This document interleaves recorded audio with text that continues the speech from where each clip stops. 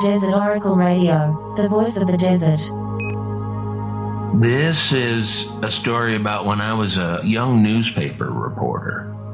This story starts when I'm a reporter out in the Avocado Hills of Fallbrook, California, which is, which was then. It's more suburban than anything now. It's still very pretty, but there's a country town. It's tucked under Camp Pendleton, the Marine base, north of San Diego.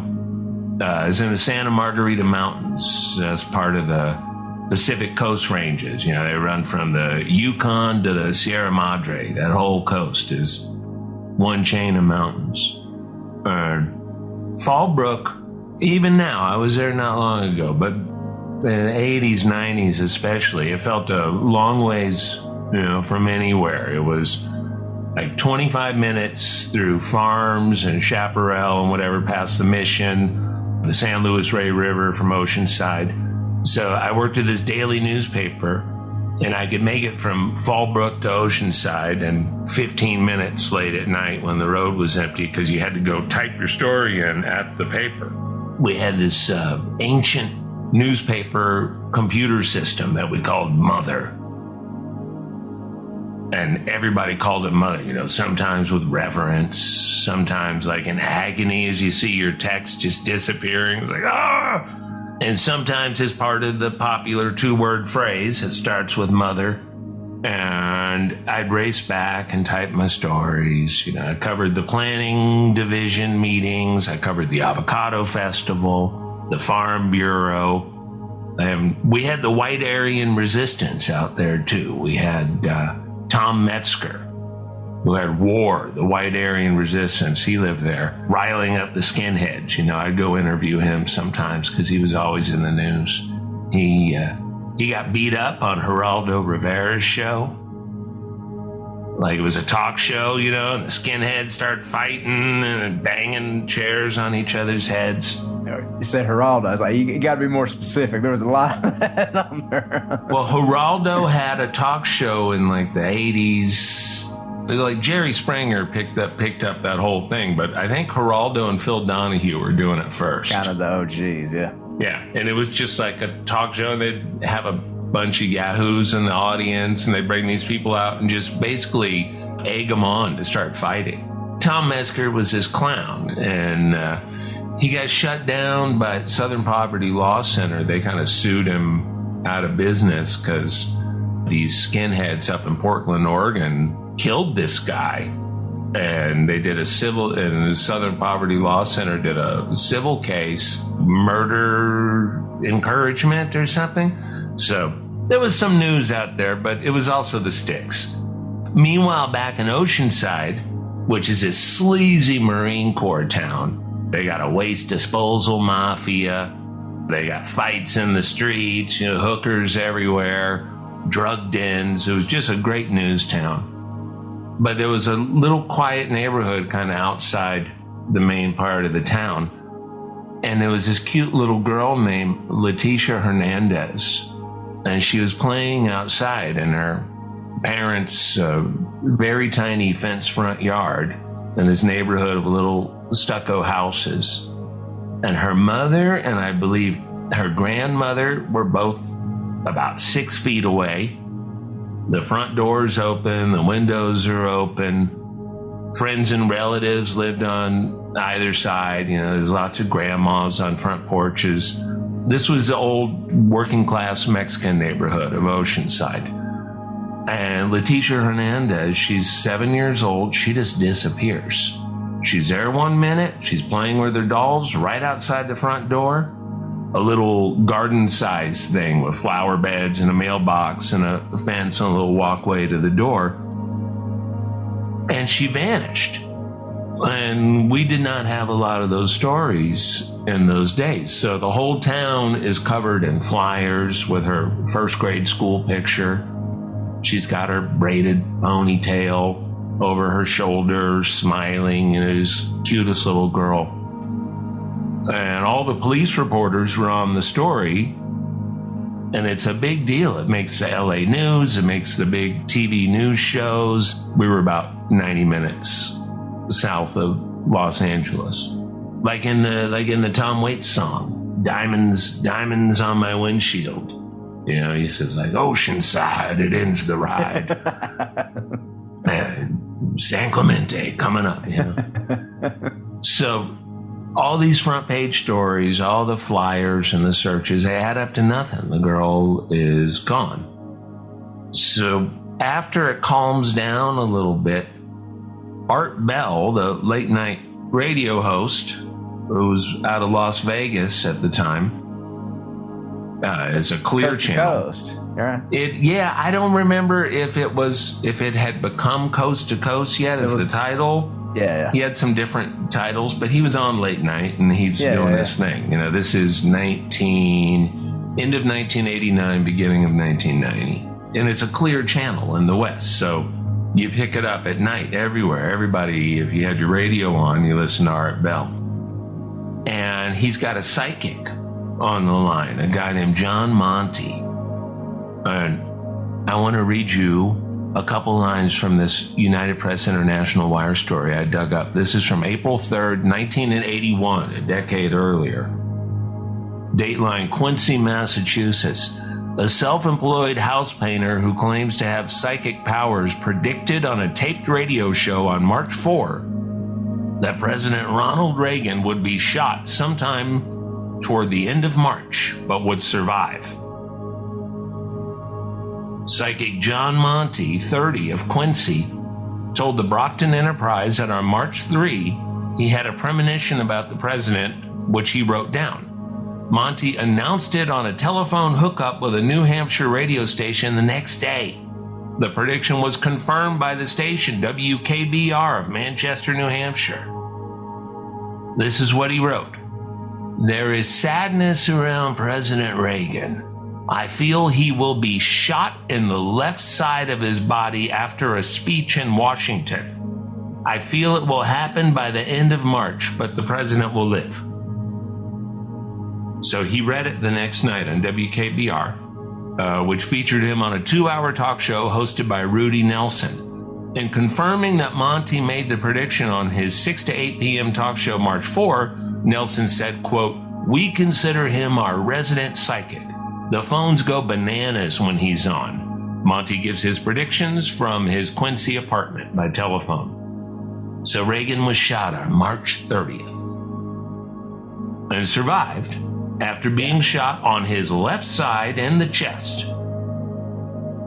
And the guy who shot him is a popular liberal on Twitter now. So it goes. Yeah. So other people claim to have the premonition as well, but Monti's was confirmed. And he had a pretty good track record before that, although later in life, as he got better known after the incident I'm going to tell you about, you'd see his predictions in a National Enquirer or whatever. They pay you when you've gotten a little notoriety as a psychic, and those were all no good. But Johny Monti had helped out a number of New England cold cases. He would touch things belonging to missing people, the victim, whoever it was, and he'd get these impressions. And he was pretty well known in New England from the crime section of the newspaper when Stephen King wrote The Dead Zone about a mild-mannered psychic named Johnny Smith. But Johny Monti, he'd found a 3-year-old boy in Maine who'd been kidnapped from Northern California and survived. Monti led the police to him. So this guy had like some bona fides. Oh, he had a good track record. Yeah, he was for real. He did not make any claims that he was never wrong or anything, but sometimes he got these impressions. So that's why he's on Art Bell. And this is in the weeks after the disappearance of Leticia Hernandez. So a radio listener in Oceanside or somewhere in North San Diego County heard him on the show, calls in on the west of the Rockies line, and asked Johny Monti if he got any impression from hearing about this little 7-year-old girl, Leticia Hernandez. And he must have said something like, yeah, I'd need to be there, stand in the place where she vanished, etc. So my newspaper publisher, this old boy from Virginia, Tom Missett, this big tall guy with like a handlebar mustache and a suit and suspenders and everything, he hears about the radio show and he hires John Monti to fly out to California and find Leticia Hernandez. So they put a couple of cops reporters on the story, along with our one reporter who was bilingual, who spoke Spanish, Dan Trotta. And, all I could do was watch from afar because I'm out covering the Farm Bureau. But it was fascinating. And I did see him, though. I'd see him in the newsroom, and he was this kind of scatterbrained character. He seemed kind of lost in the world. He's always eating candy bars. He was like a little boy lost, he seemed sincere. Everybody liked him and sort of watched out for him. He'd never been to the West Coast. And Oceanside was just a wild town. Like, don't lose, don't let him go out there. The hookers will get him or something. So he takes all these notes and he filled these yellow legal pads with impressions and thoughts and little drawings and single words, whatever. And after a week, he went home and his yellow legal pads went in a file cabinet in the newspaper's morgue. That's what newspapers called libraries, the morgue. That's where all the back issues were, the microfiche, whatever. Stuff from big stories, investigations. So a year and 3 months passes from the time she disappeared, and then Leticia Hernandez's skull is discovered by a caretaker on a rural Indian reservation property on the side of a country 2 lane about 25 miles east of Oceanside, going up into the mountains. And by then I was on the police beat. It was a year or so later, they move you around different beats, and I wanted to be on the police beat. So I got put on the story, along with, once again, our bilingual reporter, Dan Trotta, who was still there. And I spent a couple of days and really sleepless nights going through all the backstories, and especially his yellow legal pads, which I'd take home every night and just sit there with a cup of coffee going through them. A lot of them were notes, like names of streets he was on, people he met, writing down dates, just like notes for himself. But then there were things that just didn't make much sense, kind of sketches, drawings, whatever. And I start talking to John on the phone, long distance. He's back east again, and trying to make some sense of these notes he left. And he told me, he said, she was dead by the time I was there, but I couldn't say that, I was there with her parents and everything. They were so hopeful. Her Christmas presents were still under the tree the second Christmas after she was gone. But he said, when I was there, she had been killed. I felt that very strongly. So then the coroner's report comes out, and it confirms it. It says she likely died about 3 months after her abduction. So Dan Trotta and I decide we're going to go up and check out the property a couple days after the news. I spoke to John Monti on the phone again the morning before. There's no suspects. It's just a skull. The rest of her wasn't there. I called John again. I said, look, Dan, he knew Dan Trotta. I said, Dan and I are going to drive out there to where she was found. Do you have, any impressions, any thoughts, anything? And he didn't really. But before I say I got to go, he says, take care of yourself out there. It's not going to be a very friendly day out there. Somebody's going to pull a gun on you. And then he pauses. And he says, but no one's going to shoot. Just be careful, be polite. I said, oh yeah, I'll be real polite if anybody pulls a gun on me, And he pauses again, and then he says, actually, 2 people are going to pull guns on you and Dan. A rifle and a handgun. But no one's getting hurt, no gunfire, just be careful. So I tell Dan that as we're driving out on the little 2-lane, and he starts shaking his head. He's like, "Are you sure you want to go out there?" Well, we're just going to look at the place and see if there's anything, because all it was side of the road. What is, that there's not a lot of closure in that. So we go off, we pull off on the side of the road. It's the 76, California 76. We park, we were in my pickup, and we get out and we're walking around, and Dan says, "Oh, look, there's some police tape." So we walk over where the police tape is, and there's some old oak trees, California live oaks, and just rural hills. We're looking around, there's really nothing to see. And all of a sudden this guy says, "Hey!" And we look over, and there's this Indian dude across from us in the trees, and he's got a rifle or a shotgun pointed right at us. And I kind of raise my eyebrows over to Dan, and he just nods. And I say, "Hi, we're just from the newspaper in Oceanside." And he says, "This is private land. I'm the caretaker here. You're not allowed." I said, "Look, I didn't see any no trespassing signs. We're 10 feet off the road. We're not doing anything." And he's like, "Yeah, well, you better da-da-da." And at that moment, a CHP black and white goes by, sees what's going on, stops. That guy runs out and draws his service revolver or whatever he's got. And there we go, 2 guns pulled on us within 2 minutes or something. So now the caretaker guy lowers his, and he says, "I'm the caretaker here. It's legal for me to da-da-da." And he's like, "Okay, buddy, just, put it down." He's like, "What are you guys doing?" We've got on tie, we look like reporters. We got on like button downs and ties, and we're holding notepads. We're from the newspaper. This is where the girl's skull was discovered. And so everybody calms down, and it's resolved. Thank God, Although that would have been a dramatic end. Because the cop would have killed everybody, 2 reporters and a Indian reservation caretaker were shot dead by a CHP. So it works out.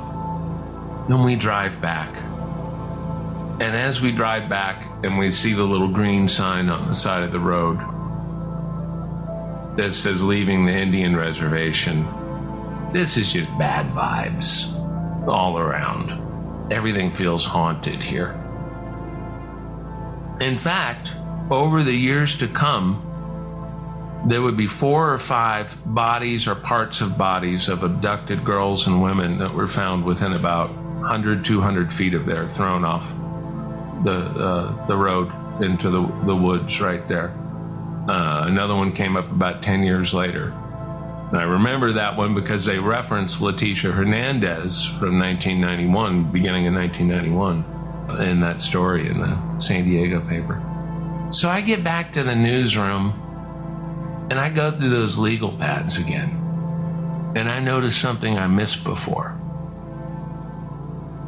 Every couple of pages in increasingly large, kind of frantic, scratch ballpoint handwriting,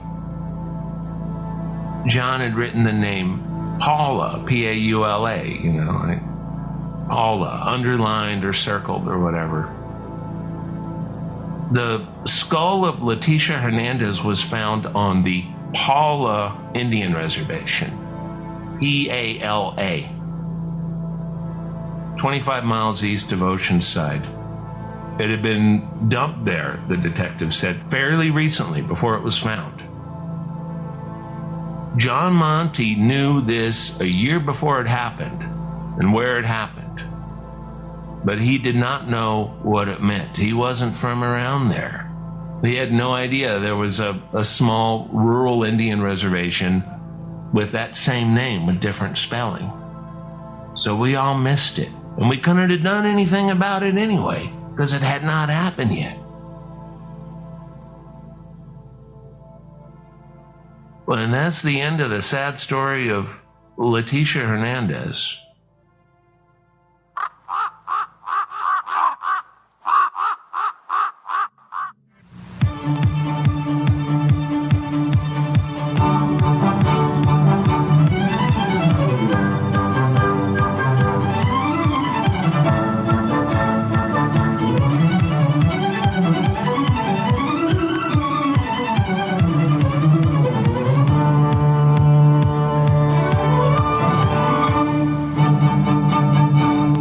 Albuquerque, a little west of Washington, a little east of L.A. Desert Oracle Radio. Of all the restaurants in Tucson, which serves the best chimichanga? Gordo's! Which restaurant was singled out for outstanding cleanliness? Gordo's! The best chimichanga served in the cleanest restaurant at the lowest price. Gordo's. So if you like chimichangas, if you really like chimichangas, come to Gordo's on Broadway, just west of Cove. Well, it's 2024. Planes are falling out of the sky, bombs are falling all over the world, and most of them have a Made in the US of A label. The internet search results are a bunch of artificially intelligent garbage, scraped from scam websites. The last of the written word publications are getting rid of the last humans and or shutting down altogether. Interest rates are still killing people trying to pay off credit cards they have to use in order to just get by. Health insurance is still killing people by the truckload to shave off another couple of pennies per dollar in hospital reimbursements. And to save democracy in 20 and 24, one of the political parties is not allowing elections in the primary season, while hoping it can get the other party's front runner behind bars or at least out of the country before the end of the year. Sometimes you have to repeatedly kill the patient to save the patient, as they say in the health insurance sector. But I've still got my Christmas tree up, a beautiful noble fir that's keeping most of its needles standing right outside the radio studio. The little white lights cheerfully twinkling. And I'm still holding up this little wild bouquet. As the Bard of Montreal says, I hope you had a good solstice and Christmas and New Year's and MLK Junior Day stretched out over 3 or 4 weeks with a few actual holidays thrown in there if you're lucky. A few crumbs. I've been up at the hot springs with the Holy Mountain in view. I had decided while I was up there to suspend this radio show for a while on hiatus, etc., and try to shop it around, see if I can get somebody, a station, something to put a little money into it, do a weekly live broadcast as I've longed to do since I came up with this idea a dozen years ago. 2 versions of the idea. This is one of them. So I sent in the notice to my local station and nobody saw it. Nobody read the email. What the hell? I thought it over for another week and decided, all right, I'll go ahead and do tonight's show, which features my friend Tom Sexton goading me on during the story about the psychic Johny Monti. I had a live version of that story from the Hakumba Halloween show, but the recording was fried. Somebody was standing right by the field recorder and back. She kept saying, the whole time, and probably nobody else in the room could hear it, but it's pretty much all that the field recorder picked up. That's about 7 out of 10 of my live show recordings, by the way, which is why you never hear most of them. the perils of a one-man show. So thanks to Tom and Terrence at the Trillbillies podcast for letting me borrow a bunch of that story originally recorded for their 2023 Halloween special, but now with a red, blue, black, silver soundtrack. This is year 8 and season 10 of this show, I guess. And soon I must do the unpleasant act of starting to put most of the new episodes behind the paywall. I don't have to tell you why. We know what's going on out there. So if you already contribute to our Patreon at desertoracle.com, you know I appreciate it, and you will be getting a lot more exclusive content, as I say, over in our corporate branding and exploitation department.